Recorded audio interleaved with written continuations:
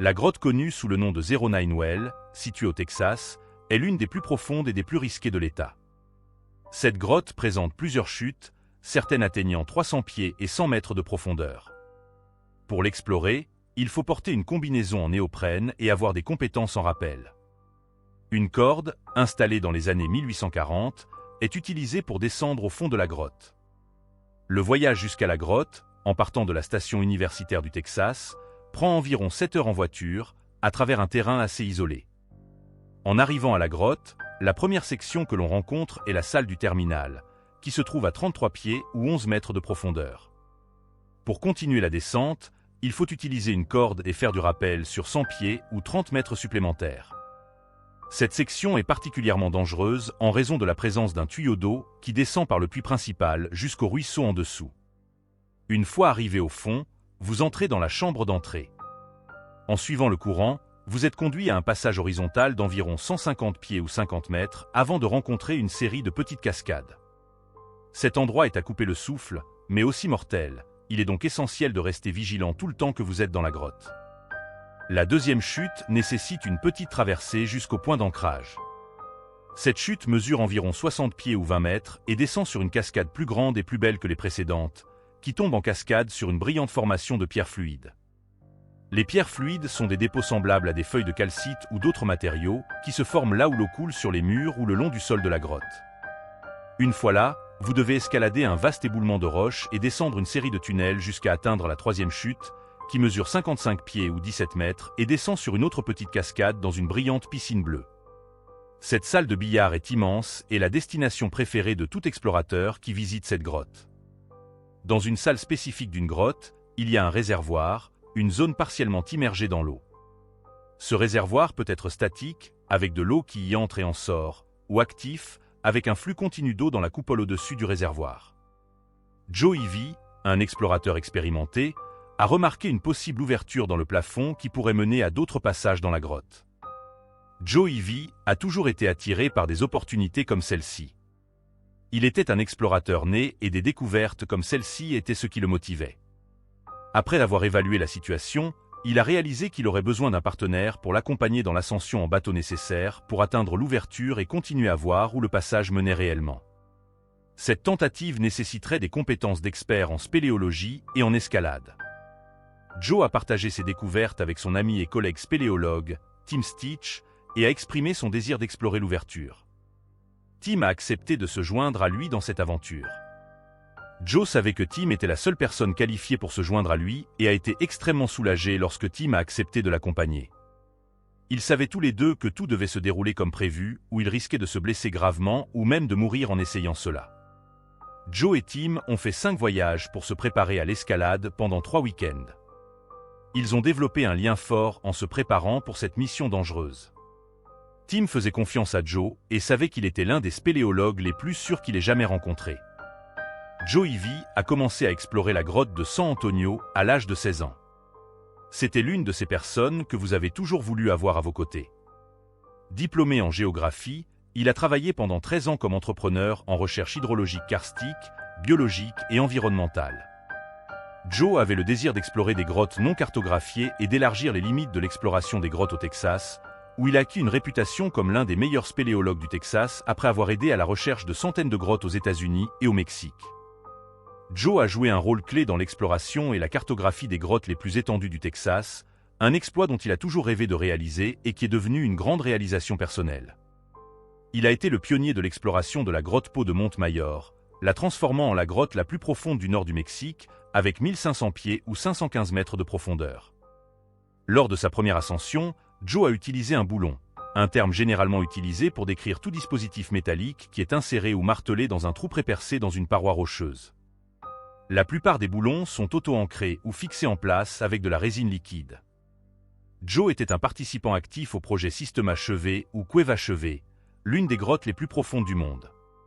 Sa liste d'expéditions et de projets est vaste, démontrant son profond engagement envers la spéléologie et la communauté spéléologique qu'il a servi à diverses fonctions. Il a publié plus de 60 articles sur la spéléologie, y compris des analyses détaillées et pratiques des équipements de creusement, des techniques brevetées et bien plus encore. De plus, Il a formé de nouveaux spéléologues et a dirigé plusieurs séminaires de formation au sauvetage en grotte, étant pionnier de nouvelles techniques de sauvetage en grotte efficaces. En 1997, la Société spéléologique nationale a reconnu les réalisations de Joe en faisant un membre de la société. C'était une grande reconnaissance dans le monde de la spéléologie et a consolidé son statut de légende dans la communauté. L'impact que Joe a eu est si significatif qu'il est difficile de le décrire en mots. Lors du dernier voyage de Joe et Tim à la grotte du Puits 09, ils ont nettoyé une section boueuse qui leur a finalement permis d'essayer d'entrer par l'ouverture dans le plafond. La boue épaisse et collante rendait l'équipement et l'arrivée presque impossible. Le 30 septembre 2000, Joe et Tim sont entrés dans le Puits 09 en compagnie de 16 collègues spéléologues. Les groupes se sont rendus à différents points le long du chemin. Ils sont descendus dans la grotte pour atteindre la salle avec le réservoir. Les grimpeurs ont utilisé un système de sécurité composé d'un dispositif d'absorption de choc ancré sur 2 boulons et attaché à une corde d'excavation. Ils ont utilisé cet arrangement dans des configurations précédentes, se connectant à l'extrémité de la corde avec les ascenseurs du système d'escalade. Après avoir grimpé la ligne fixe jusqu'à son dernier point haut, l'arrangement a permis aux grimpeurs leaders de s'auto-attacher pendant qu'ils travaillaient pour les ancres de sécurité et la protection contre les chutes. Ils ont employé une combinaison de boulons fixes et d'un nouveau dispositif appelé boulon amovible. Le boulon amovible est un dispositif à came à ressort inséré dans un trou de boulon d'expansion standard, mais peut être retiré et réutilisé pendant l'ascension. La technologie la plus récente était essentielle pour l'ascension de Joe et Tim. Lors d'une expérience précédente, Tim a chuté lorsqu'un boulon amovible s'est détaché de manière inattendue. En conséquence, ils ont décidé de commencer à utiliser des boulons plus grands pour éviter que cela ne se reproduise. La pratique standard était d'alterner la pose de boulons amovibles avec des boulons fixes, ne plaçant jamais 2 boulons amovibles consécutifs. Un slide, un petit morceau de métal, était un outil précieux pour ajuster les cordes, réduisant les forces d'impact sur la corde. Après avoir progressé d'au moins 6 mètres, Joe est descendu à la ligne fixe en dessous de lui et a été repoussé à la base du mur. Une fois descendu, il était à moitié épuisé et voulait faire une petite pause.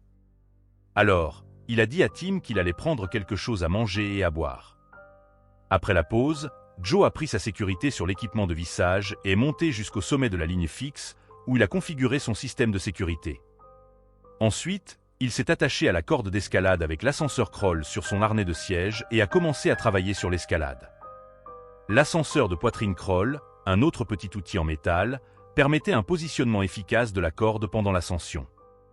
Il a grimpé environ 6 mètres avant de décider de descendre et de faire une autre pause pour manger pendant que Tim prenait un virage. Tim est monté sur la ligne fixe puis a changé pour une corde d'escalade, grimpant seul de la même manière que Joe le faisait. Il avait pour habitude d'attacher ses 2 ascenseurs à la ligne de sécurité plutôt que d'utiliser seulement le crawl, comme Joe le faisait habituellement. En continuant l'ascension, Tim a placé des boulons et est monté jusqu'à un point situé à environ 15 pieds ou 5 mètres sous le passage qui était sa destination. Il n'avait pas assez de crochets de boulons pour terminer l'ascension et il était aussi très fatigué à ce moment-là. Il a donc décidé de redescendre. Il a placé 2 boulons pour ancrer la ligne fixe et est descendu, enlevant les cintres et les mousquetons des boulons en dessous. Tim a donné l'équipement de vissage et les ferrures à Joe, lui indiquant que la corde de sécurité pourrait ne pas atteindre le sommet de l'ascension et qu'il pourrait avoir besoin de plus de cordes et devrait faire attention en naviguant jusqu'à là. Joe, avec une corde supplémentaire enroulée et attachée à son harnais, a commencé l'ascension par la ligne fixe. Tim, observant d'en bas, a été impressionné par la rapidité avec laquelle Joe a disparu de sa vue. En attendant, Tim pouvait entendre le bruit des autres spéléologues du groupe qui s'approchaient et pouvait voir la douce lueur de la lampe frontale de Joe en haut, au plafond de la grotte. Environ 30 à 45 minutes après le début de l'ascension de Joe, Tim a entendu un cri de Joe suivi d'un bruit sourd et retentissant. Tim a appelé Joe, mais n'a reçu aucune réponse. Il ne pouvait plus voir les lumières de Joe suspendues au-dessus de lui. Par le passé, de gros morceaux de boue et quelques pierres étaient tombés pendant l'ascension, mais ce bruit était beaucoup plus fort. Tim pensait que quelque chose avait dû très mal se passer. Joe aurait dit quelque chose juste pour le rassurer, mais tout ce que Tim a entendu, c'était le silence de Joe. Tim a crié plusieurs fois de plus à Joe, mais n'a rien entendu en retour. C'était absolument terrifiant. Parmi les spéléologues qui s'approchaient, Sarah Springer a entendu Tim crier et l'a appelé. Tim lui a dit que lui et Joe avaient besoin d'aide immédiatement, et Sarah a transmis le message aux autres membres du groupe, qui ont commencé à remonter à la surface pour chercher plus d'aide. Tim a commencé à entendre Joe gémir et essayer de dire quelque chose. Sarah a continué à descendre dans la salle où se trouvait Tim. Tim a rapidement mis son équipement de descente et est monté sur la ligne verticale. Les gémissements de Joe venaient d'un point bien en dessous de la tête de la ligne. Lorsqu'il a finalement vu Joe, il a pu voir qu'il était coincé entre une fissure au-dessus d'une rampe boueuse qu'il venait de découvrir lors de voyages précédents. Les jambes de Joe étaient légèrement levées, son casque manquait et il y avait des taches de sang sur le mur de gauche. Joe se plaignait constamment d'avoir du mal à respirer avec sa voix rauque et angoissée. Joe est tombé de 45 pieds ou 15 mètres, a heurté une saillie abrupte à gauche, puis s'est coincé dans la fissure au-dessus de la rampe boueuse. Tim savait qu'il devait s'assurer que Joe ne tomberait pas de cette saillie. Il était possible que Joe glisse en descendant la rampe et sorte du mur. Il a fait un nœud rapide dans la corde en dessous de lui et a attaché le harnais de Joe. Ensuite, Tim a interrogé Joe sur ses blessures dans un murmure presque inaudible. Joe a répondu avec difficulté « Je ne peux pas respirer, mon bras gauche est endommagé ». Tim a essayé d'aider Joe à sortir de la fissure en tenant son bras droit. Joe a crié de douleur et Tim a demandé si cela lui faisait mal au bras. Joe a répondu que tout lui faisait mal, mais a demandé à Tim de continuer. Avec cela, Tim a tiré Joe avec toute la force qu'il pouvait et l'a instruit de se déplacer vers le mur et hors du bord. Il était impossible pour Joe de s'allonger sur le ventre, mais Tim a raisonné que c'était le meilleur endroit pour commencer à traiter les blessures de Joe. Joe a commencé à crier à nouveau que sa respiration s'aggravait et qu'il ne pouvait pas respirer. Tim a commencé à se concentrer sur ce qu'il pourrait faire pour aider la respiration de Joe. Le harnais de Joe, qu'il utilisait pour monter et descendre, a glissé autour de sa poitrine et a contracté sa cage thoracique, l'étranglant essentiellement. Bien que Joe ait besoin de respirer, Tim était très prudent en enlevant le harnais de Joe à cause du danger qu'il tombe de cette saillie. L'angle était trop raide pour lui permettre de tirer Joe vers le haut de la saillie. Le temps était compté, alors Tim a décidé de le sortir complètement du mur et a réalisé qu'il y avait du poids sur la corde en dessous de lui. D'où Tim est descendu, la corde était soutenue par 2 pierres coincées en haut de la fissure. Ces pierres soutenaient le poids du grimpeur sur la corde. Tim a demandé à Sarah de le sortir de la corde pour une nouvelle ligne d'excavation verticale, mais elle ne savait pas comment changer les cordes ou comment faire du rappel pendant qu'elle était sur la corde. Tim lui a dit de continuer à monter pendant qu'il réfléchissait s'il ne pouvait pas décrire comment faire un changement avec succès. Tim a alors laissé Joe, est monté hors de la fente pour trouver Sarah et l'a aidé à changer pour sa partie de la corde. Malheureusement, c'était vraiment impossible, car la corde était profondément coincée dans 2 goulots d'étranglement et empêchait Sarah de monter jusqu'à Tim. À ce moment-là, l'état de Joe était extrêmement critique. Il avait perdu connaissance, bien qu'il semblait encore respirer, mais de manière très irrégulière. Sarah et Tim ont uni leurs forces une fois de plus et ont essayé de déplacer Joe vers le bord, dans le but d'alléger le poids du harnais et de lui permettre de respirer correctement. La corde empêchait sa respiration et il devait la retirer. Cependant, le corps de Joe était couvert de boue glissante et le seul endroit pour le tenir était le harnais, ce qui aurait encore aggravé sa respiration. La situation était un désastre complet et tout allait mal. Tim a réussi à se déplacer le long des côtés de la saillie et à tirer Joe vers le haut plusieurs fois seulement avec les jambes. Cela a fonctionné pour soulager un peu le poids du harnais de Joe pendant une courte période avant qu'il ne commence à glisser à nouveau vers cette position inférieure dans la fissure. Encore une fois, Tim a fait les préparatifs pour sortir Joe complètement du mur, plutôt que de continuer l'effort inutile de le placer sur cette saillie. La corde devait être retirée des goulots d'étranglement et passer par l'arrière de la fissure de la rampe. Il était maintenant douloureusement évident que Joe ne respirait pas. Il aurait été très difficile d'administrer un RCP dans la position étrange de Joe, alors ils n'ont même pas essayé. Sarah, qui est une paramédicale, a confirmé que Joe n'avait pas de pouls et ne respirait pas. Indépendamment de l'état de Joe, ils étaient déterminés à déplacer Joe vers une position plus sûre, loin du mur abrupt de la grotte. Tim a dû guider Joe sur la rampe boueuse, en tirant souvent ses jambes hors de lui et en le lâchant. Finalement, Joe a glissé dehors. Tim a ensuite fait du rappel avec Joe jusqu'à la base du mur. Quand Tim est arrivé en bas, il a amené Joe dans une zone plutôt plate et a rapidement cherché un couteau pour couper son harnais. Les demandes d'assistance à ce moment ont été faites au spéléologue du centre du Texas vers 23 h le 30 septembre. Les spéléologues ont commencé à arriver sur les lieux peu après que les autorités policières aient été informées. Pendant la nuit, ils ont visité les lieux et ont fermé l'entrée avec du ruban de police pour empêcher quelqu'un de rentrer à nouveau dans la grotte. Pendant la tentative de sauvetage, Tim Comey, James Davis, Rod Denison, Tommy Gillis et Monty ont uni leurs forces. Charlie Sava et Frank Delgado se sont également joints à l'équipe de sauvetage.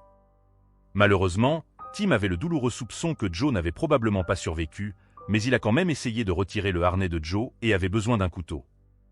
Charlie a fourni le couteau nécessaire et ils se sont approchés de Joe pour trouver un endroit approprié pour couper le harnais. Frank, qui est un paramédic, a examiné Joe et, avec regret, a conclu qu'il était décédé. La réanimation cardiopulmonaire a été tentée, mais il était trop tard et cela n'a pas réussi. L'équipe de sauvetage était encore confrontée à un grand défi. Ils devaient retirer le corps de Joe de la grotte.